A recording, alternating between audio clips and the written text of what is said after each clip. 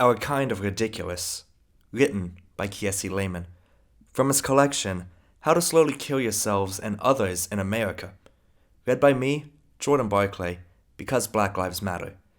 And I'm not going to personally say the N-word, so if it comes up, I will be saying N-slur instead. Alright, with that said, let's dive in. Our Kind of Ridiculous. When I was 24, I flew paper airplanes past the apartment of a 32-year-old white boy named Kurt in Amos, Pennsylvania. Kurt rocked a greasy brown mullet, bragged about ironing his bleached lees, and said the word use a lot. Even with caked-up cornbread sealing the cracks of his teeth and a raggedy mustache that looked like it was colored by a hyper 6-year-old, Kurt always reminded me of somebody cute. Kurt, whose apartment was directly above mine, lived with 2 women. One was his girlfriend. She could see. One was his wife. She could not. 3 little boys lived in the apartment with Kurt and his 2 partners. The youngest boy was Kurt's girlfriend's child. This miniature Viking loved to run his muddy hands through his blonde hair and grin when he wasn't growling. The 2 other boys looked like they rolled around naked in a tub of melted Tootsie Rolls before coming out to play. I was in Pennsylvania working on my graduate thesis while Nicole, my girlfriend at the time, interned at Rodale Press. Though I had spent most of my life in Mississippi close to black folks who were 30 cents away from a quarter, that summer in Amos, Pennsylvania, was the most intimate I'd ever been with the white folks who barely had a pot to piss in. After paying our rent, food, and utilities, Nicole and I had about $140 left in disposable income every month. That $140 had me feeling quite bougie. It was the first summer I hadn't worked as a phone book delivery man, a waiter at Ton of Fun, a healthcare assistant at Grace House, a knife salesman at Cutco, a bootleg porter at the Bowie House, a counselor at Upward Bound, or a summer school teacher at Indiana University. I was on a fellowship, which meant for the first time in my life, my job was simply to collect a small check in exchange for not wasting readings and writings time. During the day, when I wasn't reading and writing, I made paper airplanes and talked outside with Shay, our 8-year-old neighbor, Barry, her 6-year-old brother, and Kurt's kids. For most of the summer, Kurt's kids looked into our apartment through a huge sliding glass door. At first, they would stand about a foot from the door, looking directly at their reflections from our empty living room. A week or so into the summer, all 3 of Kurt's kids started smashing their faces against the door and running their muddy hands up and down the glass. Shay and Barry had what Grandma called good home training. They simply watched Kurt's kids watch us from a distance and whispered in each other's ears. Our apartment had 1 chair, 1 desk, a blow-up bed, a fridge covered in word magnets, and a cranky Mac. While Kurt's place smelled like fried meats, thin gravy, sticky fruit punches, and nappy carpet that rarely got vacuumed. Our place smelled like new paint and feet. Miseducation, ATLians, Aquemini, and the greatest hits of Joni Mitchell and Curtis Mayfield worked to shield our ears of Kurt's mashup of Zeppelin, short people screams, laughter, and that goddamn Cartoon Network. One July weekend, someone got shot in the building next to ours. As soon as the police left, Kurt and I walked over to see what we could. As we walked, Kurt asked me how to pronounce my name. He'd heard his friends call me Keith, and Nicole called me Key or Kiese. After I told him that Keith was fine, he asked me if he could borrow $10. I told him I'd give it to him when we got back to our building. Kurt and I kept walking and talking about his old family arrangement and money a little while longer before he asked me if people got shot a lot where I was from. I stopped to look him in the eye and see if he was asking a question he really wanted answered. He wouldn't look back. I didn't tell Kurt anything about missing Mississippi, or how I was reckoning with the fact that a friend of mine had taken a young woman in central Mississippi woods, blown her brains out, and was now serving a life sentence. I ignored Kurt's question completely and asked him about Pennsylvania amusement parks, Italian ices, and when he planned on getting a job. After he answered all my questions, Kurt got really close to my face. He looked up at me and didn't run from my eyes. "Keith, you should move here," he said. "I'm serious. Yous are different. Yous ain't like your kind. He kept saying it too, absolutely sure he'd given me that gift that a number of white folks I'd met loved to give black folks at the strangest times. The gift of being decidedly different than all of them other Enslers. It felt like Kurt wanted a pat on the back for not saying the word Ensler, 2 parts for distinguishing one Ensler from another Ensler, and 3 pats for inching closer to the realization that black Americans were never Enslers to begin with. On the way back from the murder site, Kurt walked ahead of me. I gripped his bony shoulder before we got to the hill leading up to our building. I asked him if his greasy mullet, his 2 in-house partners, his caved-in chest, his white bebe's kids, and his beliefs in Enslers made him different than his kind. I ain't racist, Keith, he kept saying. That's sweet, I told him. Kurt wiggled free of my grip and walked up the hill to our building. I caught up with him outside of our glass door. I told him that the problem was that the Enslers he believed in knew so much more about his kind than even he did, and that the Enslers he believed in were taught to never ever be surprised by the slick shit that came out of the mouth of white folks. Then I got all graduate school on him and spouted some mess about dissonance, dissemblance, white absolution, and how it might be impossible for him to know if I was different than my kind if he didn't know himself. Kurt turned his back on me and my big words. He walked upstairs to his family and slammed his door. I walked into our empty apartment, partly disappointed that I didn't slap the taste out of Kurt's mouth, and mostly ashamed that there was so much more I wanted to say to him.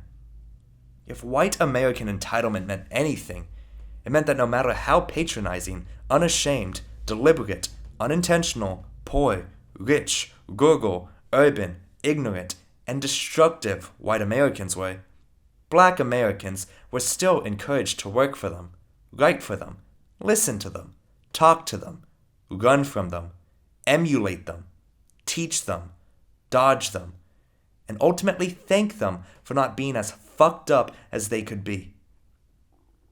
That's part of what I learned in Emmaus, Pennsylvania. Kurt avoided me the rest of the summer, but his kids still banged their muddy hands on our sliding glass door every morning. A few days after Kurt said I was different than my kind, his youngest child walked into our apartment and started playing with the word magnets on our refrigerator.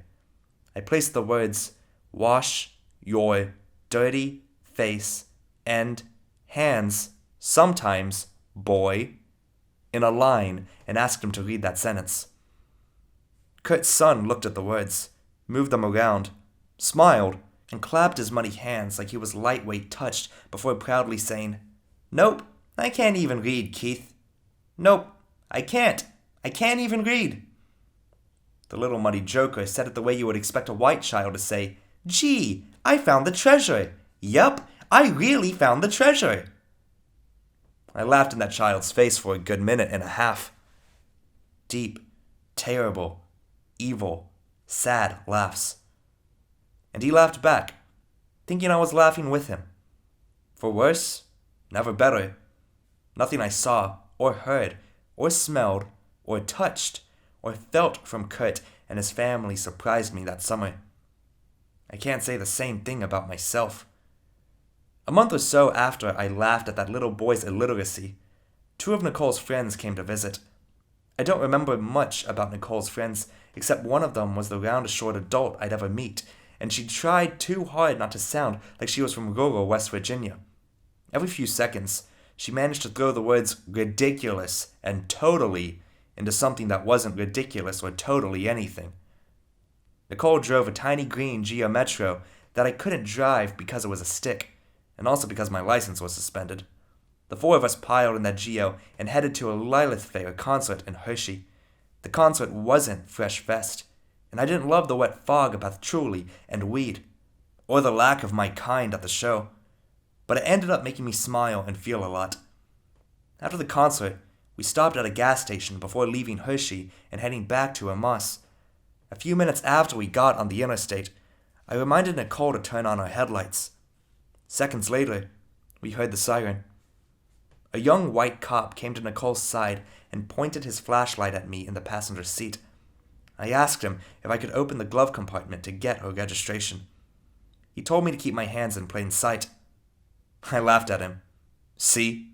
I said to Nicole. An older white cop came up from behind us and approached my side. Both cops walked to the front of the Geo, talked for a second, then told me to get out of the car. "For what?" I asked, now fake laughing. "Because we saw you throw crack out of the window." I sucked my teeth. "I don't even drink," I stupidly told the cop. I pointed toward the field and told both cops again that I didn't throw shit out of the car and that we could all go look if they wanted to.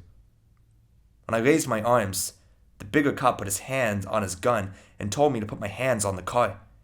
He patted me down and handcuffed me while Nicole watched from the driver's side and her ridiculous round friend sat quietly in the back of the car talking to the girl whose voice I can't even remember. Blackness is probable cause, I tell myself. They got me.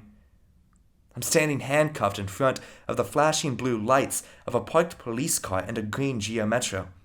I had guns pulled on me before, and I was never afraid. This was different. The handcuffs hurt more than the thought of bullets. The two cops with the deep frown lines placed me in the back of the police car, for my own good, as a parade of mostly drunk white folks, on their way home from Lilith Fair, drive down the highway in our direction. Shame. I am guilty of being too much like my kind, which means I am one mistaken movement from being a justifiable homicide, or a few planted rocks from being incarcerated. This is American law, in Hershey, in Jackson, in Compton, in Oakland, in Brooklyn. This is American life. I'm wondering what will happen if I ask the cops, "Do y'all still drink Kool-Aid? Does it make your tongue purple? Remember Tang? Would you ever want us to do this to you and your kids?" I'm serious. Don't you think police, teachers, doctors, and dentists should be more just and compassionate than the rest of us, who protect us from you? I'm wondering if Nicole, who is now standing at the back of a green Geo Metro talking to one of the cops, will think I could have actually thrown drugs out of a passenger side window. This, I tell myself, is why Mama and Grandma got so mad when Nicole's white stepfather disowned her for talking to me. Grandma and Mama believed that if anyone should have used disowning as a tactic to protect their child, it should have been them. But they never did. They never would. They simply said, "Don't get caught riding in the car with white girls," in the same speech during which they told me, "Don't fuck anyone you can't imagine raising a child with." I'm wondering if Nicole is wondering if she ever really knew me. I'm thinking I could have asked myself that question long before we decided to move in together. I feel so typical. From the backseat of the police car, I'm watching this blinking blue field where my kind has thrown lots of invisible and not so invisible rocks of crack cocaine. I convince myself that Mississippi is on the other side of that field. I want to run home. For a second, though, truth be told, I'm wondering if I actually did throw rocks out of the window. Sitting in the back of that police car in handcuffs that had wrapped around the wrist of many of my kind, I'm wondering if there's any chance that I am what, not who, they think I am. I'm watching the police search Nicole's car. They pull out of my backpack from the trunk. The older cop reaches in the bag and pulls out what looks to be like some condoms they gave out at Lilith Fair. He holds the backpack up in Nicole's face and shakes his head. He comes to the back of the police car I'm sitting in and tells me to get out. "Thought you said we wouldn't find anything in your bag," he says. I get it. This isn't just about race or love. It's mostly about fucking. As calm as I am, still water cradling my eyes, I say, "You should find that crack you saw me throw, or you should let me go." The cop makes some comment about my mouth and takes the handcuffs off. I don't feel free. I want to run home. "All the people you could have stopped, and you choose us?" I say with my hands pressed against my thighs. Cars filled with white folks keep passing us. They're all watching, mostly knowing what my kind is capable of. I wonder if Kurt is in one of those other cars. I wonder, too, how many of my kind saw me handcuffed on the side of the road that night. They want to help, I tell myself, but they already know. "You are unsafe tonight," the older officer says. We're just doing our job. They still got us, I tell myself. They still got us. That's so ridiculous, Nicole's friend keeps saying from the back seat as we head home. That was so totally ridiculous. No one else is saying a word. Nicole is driving 8 miles per hour below the speed limit. As we get closer to Amos, Nicole's friend starts replaying what happened from the beginning of the concert to the cops saying I threw crack out the window. She nervously says, totally and ridiculous a few more times. She never says afraid, angry, worried, complicit, tired, or ashamed. We got out of the GO and saw the blue flickering of the TV on the upstairs balcony of Kurt's apartment. Kurt and his family were watching something with a loud laugh track. Our sliding glass door was covered in new muddy smudges. I walked into the smaller bedroom of our apartment. While Nicole's friends kept replaying what happened for the third time in the living room, I dug my feet into the carpet of the bedroom and tried to push myself through the wall. Nicole knocked on the door. You okay? She asked me. I'm good, I said. You should spend some time with your friends before they leave. Nicole looked at me like she wanted to say everything was going to be okay. I wanted her to say that we were the collateral damage of a nation going through growing pains. Part of me wanted us to hug and agree each other to death that we were better people than we actually were. But most of me was tired of lying to myself and really tired of talking to white folks. Nicole kept staring at me through the silence when we heard some thumping and screaming upstairs. I told her that I was sorry for being a dick, but I just wanted to read and write before going to bed. I grabbed my notebook and told myself I was going to use that day as fuel to finish a chapter I was writing about 4 kids from Mississippi who time traveled through a hole in the ground. The kids think time travel is the only way to make their state and their nation love itself, and the kids coming after them. I scribbled away at the chapter before getting stuck on these 2 sentences one of the characters sees written in sawdust in a work shed around 1964. We are real black characters with real character, not the stars of American racist spectacles. Blackness is not probable cause. We are real black characters with real character, not the stars of American racist spectacle. Blackness is not probable cause. We are real black characters with real character, not the stars of American racist spectacle. Blackness is not probable cause. We are real black characters. After what happened that day, all that really mattered was making it to those 2 clunky sentences.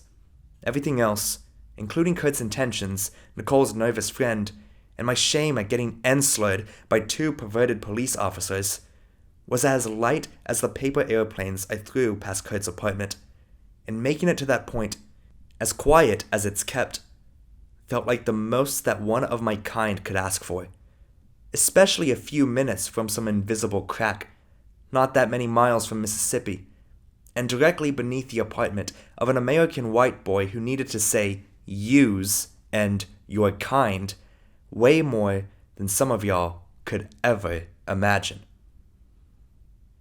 Alright, that is the end of Our Kind of Ridiculous, written by Kiese Laymon. This is from his collection, How to Slowly Kill Yourself and Others in America, and this is an audiobook read by me, Jordan Barclay, just doing this because Black Lives Matter. If you enjoyed the production of this audiobook, feel free to give it a like, I'd greatly appreciate it. If you have any requests on what I should read next, comment below, and I'll see if I can get to it as soon as possible. I'm mostly doing books by black writers about racial topics like these, for awareness of Black Lives Matter. And if you want to share this around or stay subscribed and ring the bell for notifications, I'd greatly appreciate that as well. Alright guys, I'll see you with another story very soon. Until then, I'm out. Black Lives Matter.